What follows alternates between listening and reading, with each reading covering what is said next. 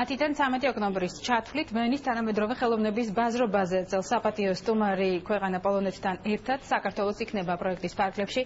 გამოფენაზე სახელწოდებით დუეტი თითოეული ქვეყანა წარმოადგენს სხვადასხვა თაობის და სხვადასხვა მედიაში მომუშავე თანამედროვე ხელოვნებს.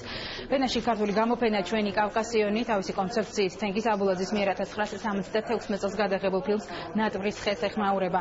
საქართველოს მხრიდან ფორუმში მონაწილეობას ვენაში მცხოვრები ქართველი ხელოვნებიც მიიღებენ. მნიშვნელოვანია საერთოდ ყველა ესეც საერთაშორისო გამოფენაში მონაწილეობის მიღება. ახალგაზრდა მხატვრებისთვის ეს არის ძალიან კარგი შესაძლებლობა, რომ გაიკვალონ გზა მსოფლიო კულტურულ სცენაზე, ხოლო საქართველოსთვის და საქართველოს მთავრობისთვის ეს არის ნამდვილად მხარდასაჭერი პროექტი, რადგანაც იგი ხელს უწყობს საქართველოს უკეთ წარმოჩენას საზღვარგარეთ. ახალგაზრდა მხატვრებიც გაეცნობიან ერთმანეთს.